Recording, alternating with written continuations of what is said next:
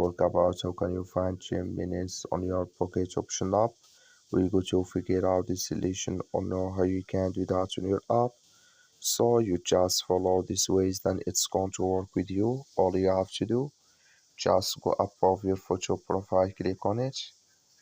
So then it's going to show for you a list like this here. Then all you have to do now, just click here on market.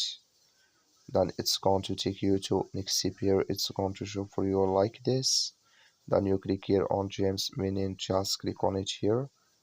So when you just click here on James Meaning, it's going to take you to next step. Just switch into open video, and there you will find all James Meaning you have in this list on your Pocket Option app. So that's all you have to do to find this list here. Just follow these ways, then it's going to work with you. I wish know you I get it. That's all. Thank you for your watching. Don't forget to support us by liking, subscribe.